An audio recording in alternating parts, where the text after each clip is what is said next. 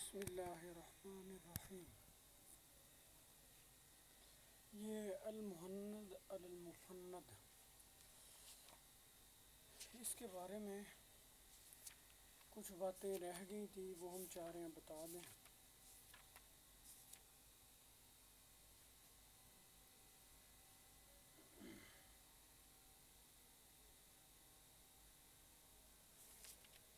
اچھا جی، یہ 5 سوال ہو گئے تھے۔ چھٹا سوال تو یہ تھا، السؤال السادس، هل للداعی فی المسجد النبوی ان یجعل وجهه الى القبر المنیف ویسأل من المولا الجلیل متوسلا بنبیہ الفخیم النبیل۔ کیا جائزہ مسجد نبوی میں دعا کرنے والے کو یہ صورت کہ قبر شریف کی طرف منہ کر کے کھڑا ہو اور حضرت کا واسطہ دے کر حق تعالیٰ سے دعا مانگے، یعنی نبی علیہ السلام کی قبر کی طرف اور روضے کی طرف جو ہے رخ کر کے اور آپ کا وسیلہ لے وہاں، جیسے حدیث میں آتا ہے نا کہ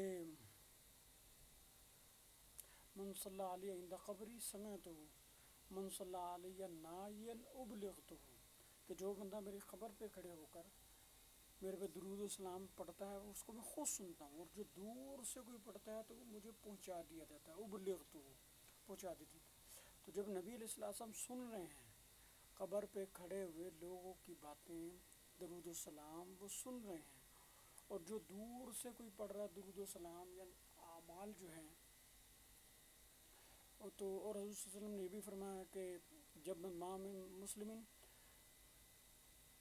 سلم علیہ اور صلی علیہ، میرے پہ کوئی بندہ بھی درود و سلام بھیجتا ہے، اللہ رد اللہ علیہ روحی، اللہ تعالیٰ میرے پر میری روح لوٹا دیتا ہے، یعنی وہ سننے کے لیے جو مطلب میری قبر پہ ہے یا دور سے پڑھ رہا ہے،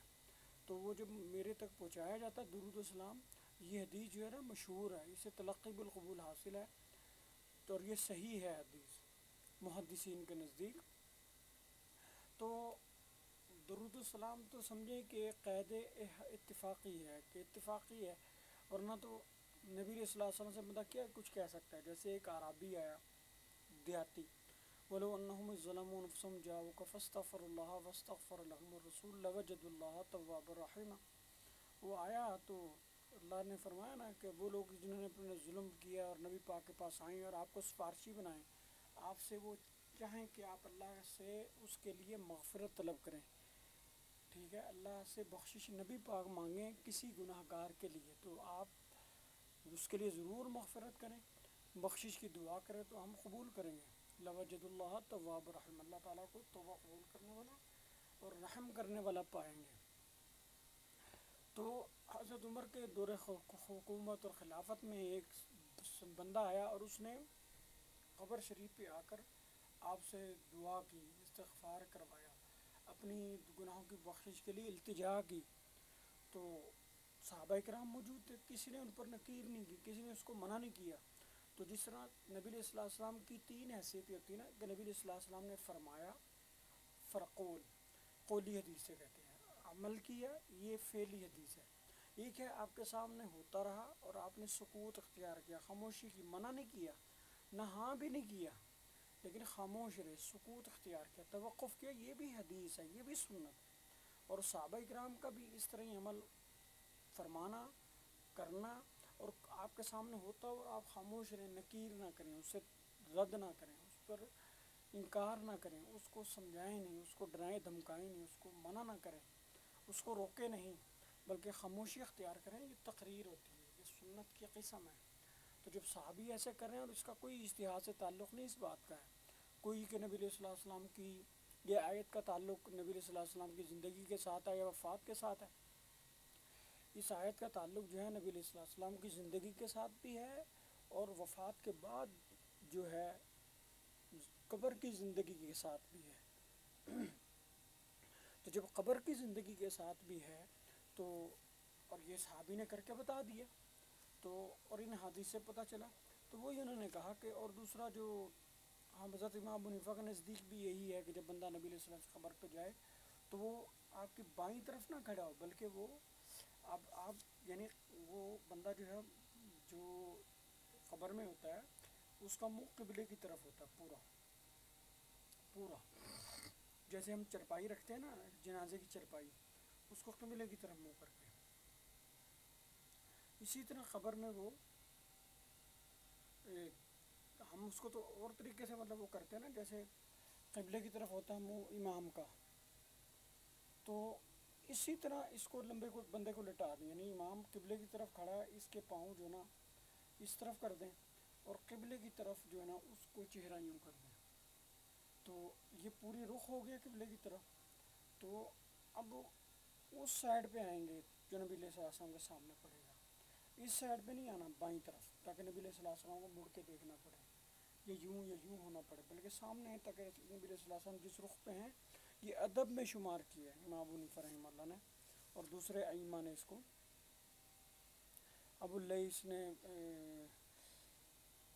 آگے انہوں نے یہی فرمایا کل کرمانی و سروجی انہو یقف الزائر مستقبل القبلہ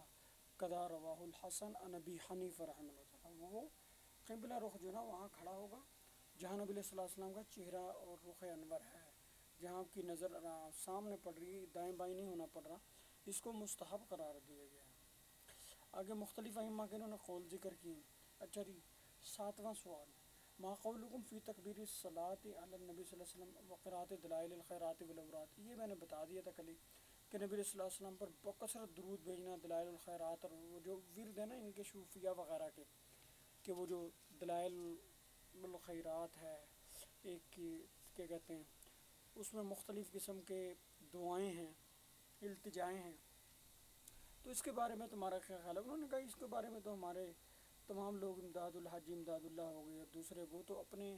خود اپنے مریدوں کو اپنے خلفاء کو اس کی تلقین کرتے تھے، اس کو خود بھی پڑھتے تھے پڑھاتے بھی تھے اور اپنے مریدین اور عقیدت مند خلفاء کو بھی تلقین کرتے تھے پڑھا کرو. اور درود و سلام تو ہم ہر وقت قائل دیکھیں نا نبی یہ جو وفوا پلائی ہوئی ہے نا الصلاۃ والسلام علیک یا رسول اللہ، جو نہ پڑھے وہ درود ہی نہیں پڑھتا. اب دیکھیں مجھے بتائیں کون سا بریلوی یا اہل حدیث یا دیوبندی یا شیعہ کہ نبی پاک کا نام ہے صلی اللہ علیہ وسلم اللہم صلی علی محمد وعلی محمد نہیں کہتے؟ وہ سارے ہی کہتے ہیں. جب نبی پاک کا تقریر میں نام لیں، خطبے میں نام لیں اور کہیں بھی نام لیں، حدیث پڑھتے ہوئے نام لیں، واعظ میں نام لیں، تقریر میں نام لیں، تحریر میں لکھیں صلی اللہ علیہ وسلم، ہر بندہ لکھتا ہے. نماز میں کون سا نہیں اللہم صلی علی محمد وعلی محمد وغیرہ نہیں پڑھتا؟ سارے پڑھتے ہیں. اور اس طرح مختلف جو صیغے آئے ہیں، مختلف جو طرح سے درود شریف پڑھنے کے طریقے ہیں وہ سارے پڑھتے ہیں. لیکن چونکہ الصلاۃ والسلام علیہ یا رسول اللہ حدیث میں نہیں آیا، صحابہ کرام میں نہیں تھا، تابعین میں نہیں تھا، یہ تو 8ویں 9ویں 10ویں صدی میں جا کے علامہ سخاوی نے اور یا علامہ نووی نے 7ویں 8ویں صدی میں اس کا طریقہ لکھا کہ شریعت اسلام اجمیوں میں پھیل گیا نا، تو انہوں نے لکھا کہ اب اجمی جائے، ایک عام پاکستانی بنگلہ دیشی وہ جائے تو وہ کیا پڑھے. انہوں نے آسانی کے لیے کہہ دیا بھائی تم الصلاۃ والسلام علیک یا رسول اللہ وسلم علیک یا حبیب اللہ. اس طرح کے انہوں نے 15-20 صیغے بتائے، یا رحمت للعالمین، یا فلاں یا فلاں، یا شفیع المذنبین، یا حبیب رب العالمین، فلاں فلاں. اس طرح کے صیغے انہوں نے لکھ دیے الفاظ ورد کہ آپ جو اناڑی بندہ ہے، ان پڑھ بندہ ہے، جو پاکستان یا دوسرے دور دراز علاقوں سے جا رہا ہے، تو انہوں نے اس کے لکھ دیے کہ بھئی یہ پڑھ سکتا ہے. اب انہوں نے کیا کیا، انہوں نے وہاں تو سارے پڑھتے ہیں، بریلوی حضرات تو زیادہ پڑھتے ہوں گے، جب یہاں وہ جان نہیں چھوڑتے تو وہاں تو وہ زیادہ پڑھتے ہوں گے، ہم تو نیک گمان نہیں کریں گے نا. لیکن مجھے بتائیں کوئی دیوبندی اہل حدیث شیعہ ایسا ہو کہ جو نبی پاک کا نام اس میں گرامی ہے تو صلی اللہ علیہ وسلم اللہم صلی علی محمد وعلی محمد نہیں پڑھتا؟ درود پاک اپنی نمازوں میں درود پاک کون نہیں پڑھتا؟ التحیات میں کون نہیں تشہد میں بیٹھ کے درود پاک پڑھتا؟ نبی پاک کا کون ہے بندہ جو بریلوی اہل حدیث دیوبندی کہ نبی پاک کا نام آئے تو صلی اللہ علیہ وسلم نہیں کہتا، صحابہ کا نام ہے تو رضی اللہ عنہ نہیں کہتا، بزرگوں کا نام ہے تو رحمۃ اللہ علیہ نہیں کہتا؟ وہ تو پڑھتے ہیں. اور یہی ضروری ہے جو حدیث جبریل ہے جس میں نبی صلی اللہ علیہ وسلم پہلے ممبر کے پہلے سٹیپ پہ چڑھے، دوسرے پہ چڑھے، تیسرے پہ، اس میں ایک میں تھا کہ آپ کا نام اس میں گرامی ہے اور وہ درود شریف نہ پڑھے آپ پر، درود اسلام نہ پڑھے تو وہ ہلاک و برباد ہو جائے. ٹھیک ہے نا؟ تو وہ ہر بندہ پڑھتا ہے اور یہ شریعت کے مطابق ہے. نماز میں ہر بندہ پڑھتا ہے وہ شریعت کے مطابق ہے. جب آپ کا نام اسم گرامی تقریر میں تحریر میں پڑھیں یا سنیں ہر بندہ پڑھتا ہے. لکھتے ہوئے ہر بندہ لکھتا ہے, مختصراً لکھے یا تفسیریں لکھے ہر بندہ لکھتا ہے. لیکن انہوں نے کیا کیا, جو وہ یہ جو 7ویں 8ویں 9ویں صدی میں ایجاد ہوا, مطلب آسانی کے لیے کیا تھا, یہ برا نہیں ہے, لیکن یہ وہاں پڑھنے کا نبی علیہ السلام. اب انہوں نے کہا جی ہر جگہ بیٹھ کے پڑھو, نبی پاک کو حاضر ناظر سمجھ کے ہر بندہ ہی پڑھے. اب جو یہ نہیں پڑھتا اس کو درود کا منکر کہتے ہیں, اور یہ چھیڑتے ہیں باقاعدہ, جی تسی سنی تے وابی دی پہچان کرنی ہوئے تو تسی وابی نو دیکھ کے دور دی, یا عام جس کو نہیں پتا کہ یہ وابی ہے کون ہے, اور وہ پتہ کرنا چاہتا ہے بریلوی یہ وابی ہے یا سنی ہے, تو اس کے سامنے زور سے درود و سلام پڑھے, الصلاۃ والسلام علیک یا رسول اللہ والسلام علیک یا حبیب اللہ. جب یہ پڑھے گا, اگر اس کے پیشانی پہ بل آئیں, اس کو تیور چڑھیں, اس کو غصہ آئے, اس کو جو تو سمجھ جانا یہ وابی ہے. اگر وہ خوش ہو, ہنسیں مسکرائے, اس کے ساتھ پڑھنا شروع کر دے اور وہ خوش ہو جی میرا سنی بھائی ہے, پھر سمجھنا وہ کٹر سنی ہے. ابھی مختلف وہ ٹوٹکے ان کے خطبہ بتاتے ہیں مرن. اب انہوں نے یہ نہیں مطلب روایت گھڑی نا, یہ انہوں نے وہ بتایا, یہ نا ان کا اپنا تیار شدہ نسخہ ہے. کوئی ایسا مسلمان نہیں جو درود و سلام کا منکر ہو, یہ نہیں پڑھتا, سارے پڑھتے ہیں. بتا دیا. السوال الثامن والتاسع والعاشر, 11واں 8واں 9واں 10واں سوال. تے هل يصح لرجل ان يقلد احد من الائمة الاربعة في جميع الاصول والفروع ام لا, وعلى تقدير صحته هل هو مستحب ام واجب, ومن تقلدون من الائمة فروعا واصولا. اور 3 سوال یہ کیے. پہلا تو یہ کہ کیا آپ جو ہے کسی ائمہ اربعہ میں, امام ابو حنیفہ, امام شافعی, امام مالک, امام احمد بن حنبل میں سے کسی کی تقلید کو درست سمجھتے ہیں, فروع میں, جزئی مسائل میں, عقائد میں نہیں. اور اگر آپ درست سمجھتے ہیں تو کیا آپ اس کو مستحب سمجھتے ہیں یا واجب سمجھتے ہیں. 9 ہو گئے سوال. 10واں سوال ہو گیا جناب کہ اور تم کس امام کو فالو کرتے ہو, کس امام کی تقلید کرتے ہو, تم بتاؤ. ٹھیک ہو گئی بات. ہم بتا دیا انہوں نے کہ بھائی جی, حالانکہ نذیر حسین دہلوی جو غیر مقلد تھے اہل حدیثوں کے بڑے, وہ عرب میں جا کے کہتے تھے میں حنفی ہوں. وہاں جا کے وہ اپنے آپ کو مقلد شو کرتے تھے, تو کیونکہ وہ نہیں اس چیز کو مانتے تھے نا, غیر مقلد کو وہ نہیں مانتے تھے. تو انہوں نے پھر بتا دیا ہم حنفی لوگ ہیں. یہ بریلوی بھی اپنے آپ کو امام ابو حنیفہ کا مقلد سمجھتے ہیں, یہ دیوبندی بھی. اور میں نے بتا دیا تھا شروع میں کہ یہ جو ہم لوگ ہیں, ہم یا تو تصوف میں سہروردی ہیں, قادری ہیں, چشتی ہیں, نقشبندی ہیں, اور فروعات میں, مسائل میں, اجتہادات میں, فتاویٰ میں ہم جو ہیں امام ابو حنیفہ کا مقلد ہیں, کوئی امام مالک کا مقلد ہے, کوئی امام شافعی کا, کوئی امام احمد بن حنبل کا. اسی طرح جو ہے عقائد 2 امام تھے, امام ابو الحسن اشعری, امام منصور ماتریدی, ان کا انہوں نے بتا دیا. اچھا جی 11واں سوال. وهل يجوز عندكم الاشتغال باشغال الصوفیہ وبیعتهم, وهل تقولون بصحة وصول الفیوز الباطنیة عن صدور الاکابر وقبورهم, وهل يستفيد اهل السلوک من روحانیت المشایخ الاجلة ام لا. کچھ عبارت کی غلطی ہیں اس میں, بہرحال وہ میں درست پڑھ رہا ہوں. کیا تم جائز سمجھتے ہو صوفیہ کے جو اشغال ہیں, تو بیعت کرنا, صوفیہ کے ہاتھ پر بیعت ہونا, اور اکابر کو جو صوفی ہیں مشائخ بڑے بڑے بزرگ, ان سے فیض حاصل کرنا, ان کی قبروں سے بھی فیض حاصل کرنا, اور ان کے جب زندہ ہوں ان سے وہ بھی دور بیٹھیں گے تو وہاں سے فیض حاصل کرنا, کیا تم اس کو مانتے ہو. اور کیا اہل سلوک جو ہے اپنے مشائخ کی, اپنے پیروں کی روحانیت سے فائدہ اٹھاتے ہیں, استفادہ کرتے ہیں, فیض حاصل کرتے ہیں, ان کو فیض پہنچتا ہے کہ نہیں پہنچتا, تمہارا کیا خیال ہے اس میں. تو انہوں نے بتا دیا پہنچتا ہے. ہمارا تمام وہ تو پھر فضائل اعمال پڑھ لیں, فضائل صدقات پڑھ لیں, اور جو کیا بولتے ہیں آپ بیتی ان کی مولانا زکریا صاحب کی پڑھ لیں, اس طرح مولا تھانوی کی کتابیں پڑھ لیں, اس میں تو تذکرۃ الرشید پڑھ لیں آپ, اس میں تو اتنی کرامات, اتنے انہوں نے بتائے ہوئے, لڈو وہ دینے آتے ہیں, مٹھائی کے ڈبے دینے آتے ہیں جناب, اور بیویوں سے مل کے چلے جاتے ہیں. انہوں نے تو یعنی یہ نا, اب دیکھیں مقابلہ تھا, یہ بات سمجھیں اس بات کو, کیونکہ اس کا شریعت سے اتنا تعلق نہیں. شریعت سے صرف اتنا تعلق ہے کہ ہو سکتی ہے یا نہیں ہو سکتی. یہ کوئی نہیں کہ اگر مولانا ننوتوی یا کوئی آیا جی مٹھائی کا ڈبہ لے کے تو ہم کہیں جی واقعی ہم بھی لائیں, اس کا کوئی تعلق شریعت سے نہیں. اس حیثیت سے کہ اس کو ہم نے عمل کرنا ہے، وہ ہم نے اس کی تمنا کرنی ہے نا اس کا اتنا ہے کہ ایسی کوئی خلاف عادت، خرق عادت، ما فوق الاسباب چیز، شتحیات بھی ان کو کہتے ہیں، کرامات بھی کہہ لیتے ہیں ان کو، فیوز بھی کہہ لیں، جو مرضی کہہ لیں، تو اس کا صرف اتنا ایک ہوتا ہے کہ آیا اللہ تعالیٰ کسی کو کرا سکتا ہے؟ جیسے بلقیس کا تخت آصف بن برقیہ لے آئے، اس طرح حضرت یوسف کی پاکیزگی کی گواہی بچے نے دے دی، شیرخوار بچے نے، اس طرح حضرت مریم سے بغیر شور کے حضرت عیسیٰ پیدا ہوئے، اس طرح کی چیزیں مطلب ہیں، اور اس کا کوئی تعلق نہیں، اس کا صرف اتنا کہ قرآن میں حدیث میں جو آگے اس پر تو ایمان لانا ضرور قطعی ہے، وہ ایمان ہے، اس کو نہ ماننے والا منکر، بے ایمان اور مرتد، کافر، منافق ہے، لیکن جو بزرگ ہیں ان کی جو ایسی کہانی ہیں وہ کہانی ہی سمجھنا چاہیے، اتنا سنجیدہ نہیں اسے لینا چاہیے، اگر کوئی منکر ہے تو اس پر وبال ہے، کوئی نہیں مانتا اس پر وبال ہے، کیونکہ ہمارے سامنے تو وہ بڑے اچھے متقی پرہیزگار ہیں، دل و دین کے بڑے محافظ تھے،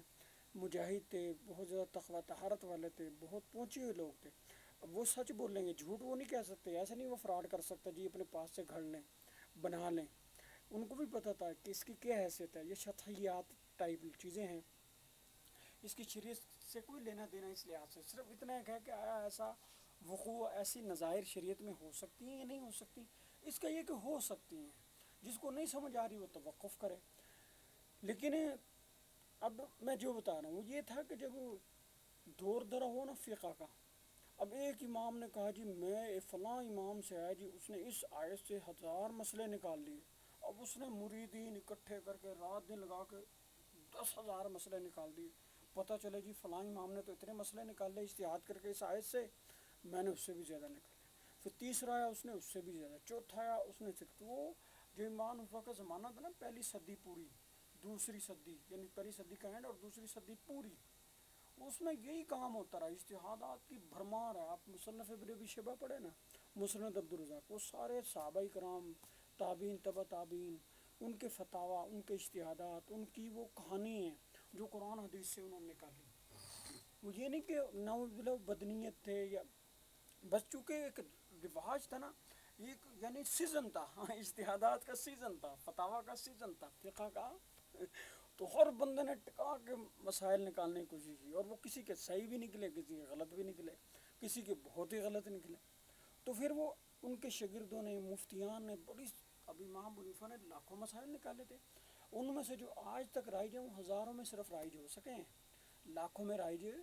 ان کے شاگردوں نے رد کیے، ان کے شاگردوں کے شاگردوں نے رد کیے، ان کے ساتھی ہم اثر لوگوں نے، ان کے کلیگ سے، ان کے دوستوں نے، ان کے وقت کے محدثین نے رد کر کر کر کر کے پھر مسائل کی 3 قسمیں بنی، پھر متواترہ، ظواہر اور جناب شاذ، من گھڑت، وہ سارے بیچ میں آ گئے، اس طرح پھر امام شافعی کی کتاب علوم، اس میں آپ کا ایک قول ہے جدید، قول ہے قدیم، آپ نے بھی لاکھوں مسائل نکالے،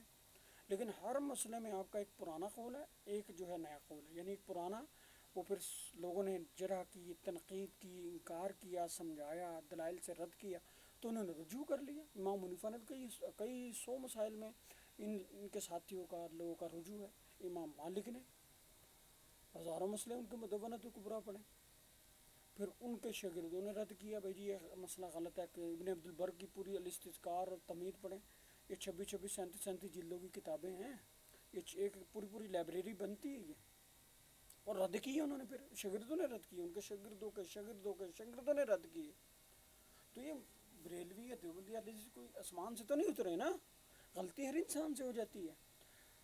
اچھا جناب، پھر جناب جب دوسری صدی کے اینڈ سے لے کر تیسری صدی پوری محدثین کا سیزن تھا، حدیثیں اکٹھی کرنی، پہلے بھی ہوتا رہا، پہلی صدی میں بھی کچھ نہ کچھ ہوتا رہا، دوسری میں، لیکن وہ سیزن تھا، میں سیزن بتا رہا ہوں، سیزن عروج پر کام ہے، اور محدثین نے صحیح حدیثیں بھی گھڑیں، درست بھی گھڑیں، اور بیچارے جتنے مسلک تھے، خوارج، شیعہ، روافض، قدریہ، جبریہ، اہل سنت، سارے مل کے جناب وہ مقابلہ ہے، کمپٹیشن ہے جی، جیسے مقابلے کے امتحان نہیں ہوتے، CSS وہ ہو رہے تھے، پہلے فقہ کا مقابلہ ختم ہوا پورا 100 سال، اس میں لوگوں نے گھڑ گھڑ گھڑ گھڑ گھڑ کے ایسی تیسی پھیر دی فقہ کی، اب حدیثیں، اب امام بخاری، امام مسلم، امام ترمذی تو اس وقت کے سرخیل اور کامیاب قسم کے محدث ہیں، ان کے مقابلے میں سینکڑوں تھے جو جھوٹے فراڈیے تھے، وہ اپنے گھر سے حدیثیں بنا لاتے تھے، ٹھیک ہوگی بات. پھر ان علماء نے ان پر نقد کی، جرح کی، تنقید کی، صفائی کی، صحیح حدیث کو غلط سے جدا کیا، علیحدہ کیا، محدثین کی تفریح کی. یہ جناب پھر وہ چلتا رہا. اب آ جائیں آپ کچھ عرصہ پھر گزرا تو اب جو آیا نا کیا نام ہے، چھٹی ساتویں صدی آٹھویں صدی، یہ سیزن آ گیا تصوف کا، صوفیاء کا. ان کو ہول آیا جناب بیت کو اور یہ سلوک کو، یہ مشقال کو، شخصیات کو، کرامات کو.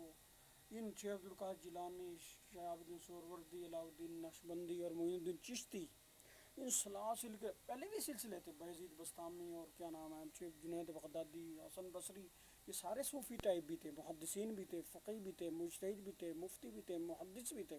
مورخ بھی تھے، مفسر بھی تھے، لیکن ساتھ ساتھ یہ صوفی بھی تھے اور تسلسل جاری تھا. لیکن یہ سیزن اب آیا، ان کے مریدوں نے کہا کہ اب ہم اپنے بزرگ کی بڑھ کے چڑھ کے کرامت بیان کریں گے. شہاب الدین سہروردی کی انہوں نے وہ اٹھا کر رکھی کہ بھائی یہ کیا کرامتیں، شیخ عبدالقادر جیلانی کی، معین الدین چشتی کی، علاء الدین نقشبندی کی. یہ چلتے چلتے پھر ایسا دور آیا. اب ہر مرید جو ہے اپنے شیخ کی، پیر کی، مرشد کی لاکھوں. اب جا کے کسی خانقاہ میں جائیں نا آپ، وہ چاہے فلسطین کا مرید ہو، ایران کا ہو، پاکستان کا، وہ جب اپنے خانقاہ میں آئے گا نا، وہ اپنے ساتھ ہونے والی ساری کرامت ہے، وہ جھوٹ ہے سچ ہے، اس کو کرامت کی تمیز ہے نہیں، وہ سنائے گا. اب جو ہی وہ فوت ہوتے ہیں، کوئی بندہ کتاب جمع کرتا، وہ کہتا ہے میں مریدین سے ملتا ہوں. وہ شیخ کے سے تو بعد میں ملتا ہے، وہ مریدین سے ملتا ہے. ہاں بھی وہ بتاتا ہے حضرت صاحب نے جہاز روک دیتا، انہیں مچھلیاں فلاں جنگ دے وقت جو ہے نا فوجیوں کو سورج سے مچھلیاں گرم گرم پکا کے فرائی کر کے کھلائیں، انڈے آملیٹ بنا کے کھلائے. ایک نے کہا انہیں جہاز روک دیتا، انہیں بم پھڑ کے ادھر سیٹ دیتے. اب جناب یہ چلتے ہیں سارے مطلب کر رہے ہیں. اب وہ کہتا جی میرے جو شیخ تھا انہوں نے بڑھ کے اس وقت کے وزیر اعظم کو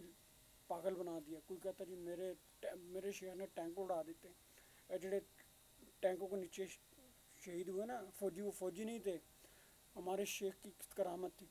ہر بندے نے ایسی بڑھ چڑھ کے کرامتیں پھر لکھنا شروع کر دی. تو اس میں درست بھی ہیں غلط بھی ہیں، یہ ذہن میں رکھیں، کیونکہ وہ ناسمجھ بھی مرید ہیں، سمجھدار بھی مرید ہیں. اب پیر کا کام ہوتا ہے یہاں، جیسے محدثین نے دوسری صدی میں امام حنیفہ آ گئے، امام شافعی آ گئے، امام مالک آ گئے. ان کے وقت کے محدثین تھے جو ان پر سخت نظر رکھے ہوئے تھے. وہ آپ پڑھیں نا کتابیں، انہوں نے سخت تنقید کی محدثین نے، امام حنیفہ، پھر امام شافعی، پھر امام مالک. ان کو نکلنے نہیں دیا دائیں بائیں، جو ہی نکلتے ٹھک دینی ان پر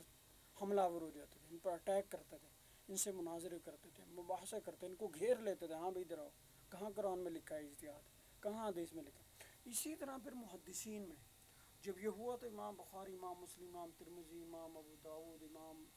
اسحاق بن راہوے، امام احمد بن حنبل یہ آ گئے میدان میں. انہوں نے پکڑ لیا جعلی لوگوں کو، 2 نمبر لوگوں کو، یحییٰ بن معین وغیرہ نے آگے جناب پھر علیحدہ کیا، حق و باطل کو تفریق کی، صحیح غلط کو علیحدہ کیا، ضعیف قوی کو علیحدہ کیا، اور کامیاب طریقے سے محنت کی. پھر یہ تصوف جو ہے، ان تصوف کے دوران بھی شہاب الدین سہروردی کو آپ دیکھیں پھانسی دی گئی، ان کے کچھ اس طرح کی باتیں تھیں. تو اس وقت لوگ ان کے پیچھے تھے. اب احیاء العلوم لکھی امام غزالی نے، اس وقت کے لوگوں نے اس پر بڑا اٹیک کیا. رسالہ قشیری ہے، بہت پرانا ہے، وہ جب لکھا. ابن عربی نے جب اپنی رسائل لکھے تصوف پہ، اپنی جو ان کی اسرار و معارف کی ایک کہانی ہے، اس وقت کے بزرگوں نے، امام ابن تیمیہ نے، امام رازی نے ان کو لگے ہاتھوں پکڑ لیا. یہ کیا کام ہے، یہ غلط ہے، یہ درست ہے، یہ غلط ہے. آپس میں بڑے مناظرے، مباحثے، مکالمے، بحثیں ہوئیں، تحقیقی نشستیں ہوئیں، مجلسیں ہوئیں. لوگوں نے ان کے خلاف کتابیں لکھی، انہوں نے اپنی ایکسپلینیشن، وضاحتیں دی. یہ چلتا رہا. اس لیے میں نے وضاحت کر دی، یہ بڑا لمبا چوڑا میدان ہے. لیکن ہم اب حدیثیں، اب اندازہ لگائیں، حدیثیں اتنی صحیح نہیں جتنی غلط ہیں. امام جو تھے بخاری 10 لاکھ حدیثوں کے حافظ،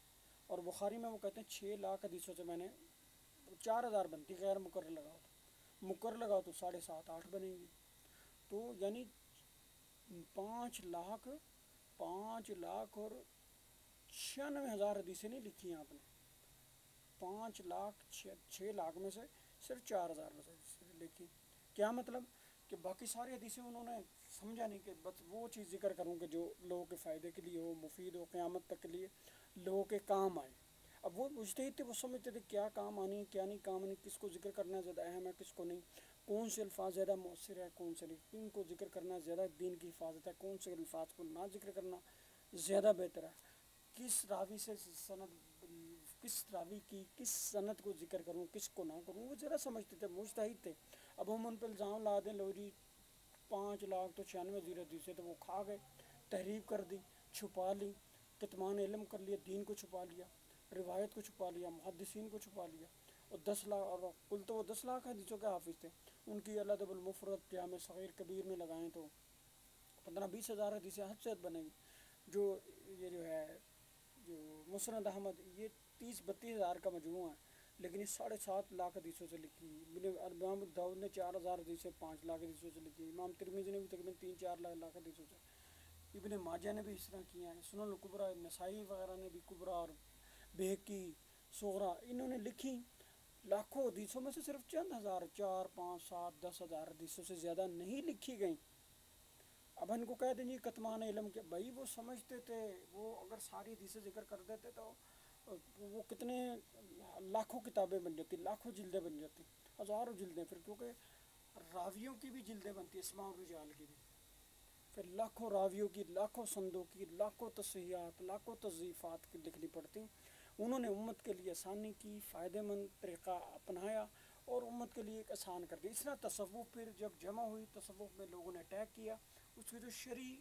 اصلی اسلامی دینی صورت تھی اس کو انہوں نے جمع کر دیا، یہ اصول ہے، اس پر تصوف کو پرکھیں گے، اس پر فقہ کو پرکھیں گے، ان اصول پر حدیث کو اور ان کے راوی اور ان کی سندوں کو پرکھیں گے۔ ذکر کر دیا، موجود ہے، لیکن جب آپ غور کریں گے تو فتاویٰ میں، اجتہادات میں، آراء میں ان فقہا کی غلط زیادہ ہیں، احادیث میں غلط زیادہ ہیں، لاکھوں میں ہیں، اور جو ہمارے پاس موجود ہے عمل کے لیے حدیثیں وہ ہزاروں میں ہیں۔ اسی طرح تصوف میں بھی جو کہانی ہے نا 9 نمبر من گھڑت، وہ لاکھوں میں ہوں گی، لیکن جو موجود ہیں قابل عمل ہوں گی، ناقابل اشکال ہوں گی، جو وہ ہزاروں سینکڑوں میں ہوں گی، کم ہوں گی۔ لیکن اب چونکہ ہم نے دیکھنا ہے روایت حدیث میں، ہم نے یہ نہیں دیکھا کہ امام بخاری کی ملاقات نبی سے ہوئی ہے نہیں، یہ صحابی سے ہوئی ہے نا، ہم نے یہ دیکھنا اپنے زمانے میں بڑے شائستہ تھے، شستہ تھے، سچے تھے، سنجیدہ تھے، عادل تھے، ضابط تھے، متقی تھے، پرہیزگار تھے، انتہائی سچے سچے، انتہائی بااخلاق لوگ تھے، انتہائی انسانیت اور مروت کے پیکر تھے۔ ہم نے کہا جب یہ بندہ اس طرح کا ہے تو حدیث بیان کرنے میں، روایت کرنے، نقل کرنے میں کیوں جھوٹ بولے گا، اس کا استاد کیوں جھوٹ بولے گا، اس کا دادا استاد، اس کا سکڑ دادا استاد، اس کا تابعی استاد، اس کا تابعی کے بعد صحابی، صحابہ تو پہلے ہی کلہم عدول، سارے صحابہ جو ہیں وہ بالکل معصوم ہیں، محفوظ ہیں، محفوظ تو ہیں لیکن معصوموں کی طرح ہیں، ان پر کوئی انگلی نہیں اٹھائی جا سکتی کہ ان کی روایت میں کوئی اشکال کرے، ان پر نقد کرے، جرح کرے، ان کی روایت کو رد کرنے کچھ نہ، سارے صحابہ کلہم عدول ہیں۔ ٹھیک ہے، اب یہ چیزیں ہوئیں تو یہ یہاں بھی کہانیاں تھیں۔ پھر کچھ لوگ وہ غلط باتیں بھی کرتے ہیں، کچھ درست بھی، وہ انہوں نے بتا دیا کہ جناب یہ فنا فی شیخ، فنا فی اللہ کا مطلب یہ سارا ہمارے ہاں موجود ہے، تمام صوفیہ کی جو اصطلاحات ہیں، ان کے طریقے ہیں، ان کا انداز، ان کے رنگ ترنگ سارے ہمیں موجود ہیں، جو جائز ہیں، جو ناجائز ہیں کہ صوفیہ کو اپنے پیر کو اتنا غلو دینا، نبیوں سے آگے کر دینا، یعنی اپنے پیر کی بات نہ چھوڑنا، نبی کی بات چھوڑ دینا، اپنے امام کی بات نہ چھوڑنا، نبی کو چھوڑ دینا، اپنے جو حدیث کی میں غلط حدیثوں کو لے کے قرآن کی آیت سے ٹکرانے والی حدیثوں کو لینا، ضعیف حدیث کو لینا غلط بات ہے۔ اماموں کی بات صرف اس حد تک ہے جو قرآن و حدیث کے مطابق ہو، اجتہادات و فتاویٰ وہ معتبر ہیں، تصوف کے اشغال، کرامات اور قصے کہانی اس حد تک ہے جو وہ قرآن و حدیث سے نہ ٹکرائیں۔ جب وہ قرآن و حدیث سے ٹکرا جائیں گے تو پھر ہم ان کو رد کریں گے، صاف صاف رد کریں گے، وہ چاہے اجتہادات ہوں، فتاویٰ ہوں، آراء ہوں، تصوف کی کہانیاں ہوں، تصوف کے اشغال ہوں، ان کے فیوز ہوں، برکات ہوں، اسرار و معارف ہوں، کچھ بھی ہوں۔ وہ احادیث جو صحیح قرآن، قواعد اصول اسلامی، اجماع وغیرہ سے ٹکرائیں، ان حدیثوں کو بھی چھوڑ دیا جاتا ہے، ان راویہ کو چھوڑ دیا جاتا ہے۔ تو یہ تھی بات۔ اچھا جی، 12واں سوال، قد کان محمد بن عبد الوہاب نجدی یستحل دماء المسلمین واموالهم واعراضهم وکان ینسب الناس کلہم الی الشرک ویسب السلف، ویسب السلف کہہ سکتے ہیں، فکیف ترون ذلک وہل تجوزون یتجوزون تکفیر السلف والمسلمین واہل القبلۃ ام کیف مشربکم. اچھا جی، محمد بن عبد الوہاب نجدی میں نے بتا دیا تھا، وہ سمجھتا تھا جی یہ جو ہے نا مقلدین، یہ ان کو وہ ان کے خون کو ان کو مارنا جائز سمجھتا تھا. ٹھیک ہے، مسلمانوں کو مارنا جائز سمجھتا تھا، ان کے اموال کو ہڑپ کرنا، ان کو لوٹنا کھسوٹنا جائز سمجھتا تھا، ان کی عزت دری کرنا، ان کی بیگمات عورتوں لڑکیوں کو کنیز باندھی بنا کر بیوی کی طرح یوز کرنا وہ درست سمجھتا تھا. کیا وکانہ ینسب الناس کلہم، وہ تمام لوگوں کو مشرک کہتا تھا، سلف صالحین کو گالیاں بکتا تھا. تو تمہارا اس کے بارے میں کیا خیال ہے؟ کیا تم سلف صالحین مسلمین اہل قبلہ کی تکفیر کو جائز سمجھتے ہو؟ اور تمہارا کیا اس بارے میں؟ انہوں نے بتا دیا بھائی نہیں نہیں، ہم بالکل ایسی بات نہیں ہے. وہ جو محمد بن عبد الوہاب کی نجدی کی طرف جو فتویٰ منصوبہ فتاویٰ شامیہ میں موجود ہے نا، کہ وہ اچھا اس کے بارے میں نا محمد بن عبد الوہاب نجدی کے بارے میں دیوبندی میں مختلف آراء ہیں، جس میں تو بتا دیا نا کہ وہ باغی سمجھتے تھے. اور یہ علامہ شامی کی تحقیق کے مطابق انہوں نے بات کی کہ وہ کیا کہتے ہیں، جو کما وقع فی زماننا فی اتباع عبد الوہاب الذین خرجوا من نجد وتقلبوا علی الحرمین وکان ینتحلون مذہب الحنابلہ، کہ وہ حنبلی اپنے آپ کو، جو محمد بن عبد الوہاب نجدی کے جو ہے نا ایک پیروکار، اب بھی آل سعود جو سعودیہ میں یہ حنبلی ہیں، امام احمد بن حنبل کے پیروکار ہیں. تو انہم مسلمون ومن خالف اعتقادهم مشرکون واستحابوا بذلک قتل اہل سنت وقتل علمائهم حتی کسر اللہ شوکتهم. ثم اقول لیس ہوا ولا احد من اتباعه وشیعیته من مشایخنا فی سلسلۃ من سلاسل علم من فقہ والحدیث والتفسیر والتصوف. پھر انہوں نے بتا دیا کہ جو لوگ محمد بن الوہاب نجدی کی طرف دو قول ہیں. ایک تو یہ تھا کہ غلط ہے، وہ حنبلی تھا، وہ اصل میں وہ غیر مقلد نہیں تھا، نہ اس کا ایسا کہنا تھا کہ مقلدین کو مشرک وہ سمجھتا تھا، نہ سلف صالحین کو وہ گالیاں بکتا تھا. اب اس کے فتاویٰ چھپ گئے ہیں محمد بن عبد الوہاب نجدی کے نا، اس میں کوئی ایسی بات نہیں ہے. وہ حنبلی جو نا فقہ کو زیادہ پریفر کرتا ہے، اس کو زیادہ سپورٹ اور حمایت کرتا ہے. اور یہ جتنے آل سعود ہیں سعودیہ میں بھی حنبلی ہیں. تو یہ جو واقعاتی چیز ہے یہ موجود ہے. لیکن علامہ شامی نے جو اس کے بارے میں لکھا ہے نا کہ وہ مشرک سمجھتا تھا اور ان کی مال دولت اور ان کی عزت اور ان کے خون کو جائز سمجھتا تھا، مس یوز کرنے کو جائز سمجھتا تھا، یہ بات ایک موجود ہے. لیکن علامہ شامی کی تحقیق ہو سکتا ہے اس وقت ان کو خبر اس طرح کی، وہ چونکہ شام کے رہنے والے قریب تھے، وہاں سے عرب سے قریب تھے، اور وہ جو یہ بنارس کا تھا نا، یہ عبد الخالق بنارس میں بھاگ گیا تھا، اور یہ ویسے ہی نجد کا تھا. نجد اور شام میں زیادہ فرق نہیں ہے اتنا، کیونکہ سعودیہ سے بڑی پرے جا کے ہے وہ، جہاں یمن سے سمجھے پرے ہے وہ نجد، وہ شام پھر وہاں سے قریب پڑتا ہے. تو شاید زیادہ سمجھتی ہو، یا ان کے کچھ مریدین سے ایسی قریبی لوگوں سے ایسی خبریں ان کو ملی ہیں علامہ شامی کو کہ مقلدین کو مشرک اور سلف صالحین کو گالیاں بکتے ہیں، ان کی بیگمات کو، بچیوں کو، عورتوں کو کنیزیں بنا کر رکھنا سمجھتے ہیں، اور جو ان کا مال ہے اس کے مال غنیمت سمجھتے ہیں، ان کی جو خون کو، ان کو قتل کرنے کو، ان کی جان لینے کو وہ جائز سمجھتے ہیں. کچھ ہوں گے اس طرح کے جو علامہ شامی نے ایسے نہیں بات کی، لیکن جو ہم تک باتیں پہنچی ہیں، اس کی کتابیں پہنچی ہیں، اس میں ایسی باتیں بہت کم ہیں. تو انہوں نے بتا دیا بھائی جی جو جتنے بھی سلاسل ہیں نا، فقہ، حدیث، تفسیر، تصوف کے، ان تمام کے تمام کو ہم مانتے ہیں، اور جو ان کا مخالف ہو لیکن ہم اعتقاد انہم هم المسلمون، وہ سارے کے سارے مسلمان ہیں. ٹھیک ہے، یہ بتا دیا کہ حنابلہ ہیں اور حنبلی سارے مسلمان ہیں. وہ سارے ان کے جو جتنے بھی شیعہ ہیں، یعنی ان کے جو جتنے بھی پیروکار ہیں ہمارے مشائخ میں، سارے کے سارے فقہ، حدیث، تصوف میں وہ ہماری طرح ہیں، اس میں کوئی ایسی بات نہیں ہے. لیکن وہ جو دو باتیں میں نے ذکر کی کہ وہ جی مسلمان سمجھتے نہیں سمجھتے، وہ انہوں نے بتا دیا محمد بن الوہاب نجدی کے بارے میں. اور بس یہ بتایا عبد الوہاب اور اس کا کوئی تابع کوئی شخص بھی ہمارے کسی سلسلے میں مشائخ نہیں ہے، نہ تفسیر، فقہ، حدیث کے کسی علمی سلسلے میں. یعنی وہ چونکہ تصوف کو اتنا نہیں مانتا تھا، یہ محمد بن عبد الوہاب نجدی، نہ اہل حدیث نہیں مانتے لوگ، وہابی لوگ، تو وہ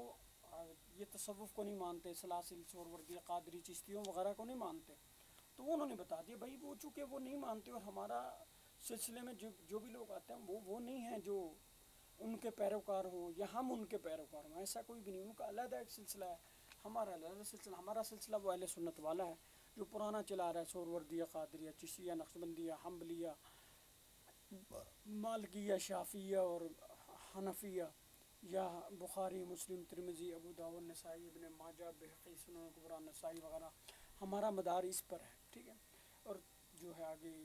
13واں 14واں سوال، ما قولکم فی امثال قولی تعالی الرحمن علی العرش استوی هل تجوزون اثبات جہت و مکان للباری ام کیف رأیکم فی، یعنی استواء علی العرش کا کیا مطلب ہے کہ اللہ تعالیٰ کو تم اللہ تعالیٰ کو سمجھتے ہو اللہ تعالیٰ فلاں رخ پہ ہے، کیونکہ جب اللہ عرش پر ہے تو عرش تو جگہ ہے،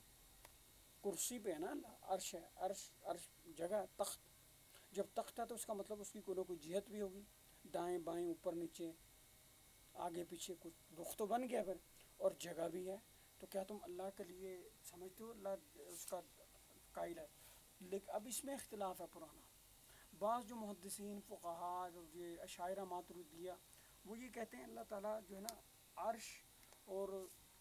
اللہ کا عرش، اللہ عرش پر ہے، کرسی پر ہے بیٹھا ہوا، لیکن وہ کسی ایسی چیزوں پر نہیں ہے جو مخلوقات سے مشابہ ہوں، جیسے بیٹھنا، اب جب بیٹھے گا تو اس کا مطلب اس کے پاؤں ہوں گے، اس کے ہاتھ ہوں گے، کچھ نہ کچھ تو ہوں گے، وہ کچھ نہ کچھ تو بیٹھا ہوا ہے نا، رکھا ہوا وہاں، استوا مستوی ہے۔ تو اہل سنت کی کہتے ہیں یہ بات نہ کرو، تفسیر نہ کرو، بس اس کی کیفیت مجہول ہے،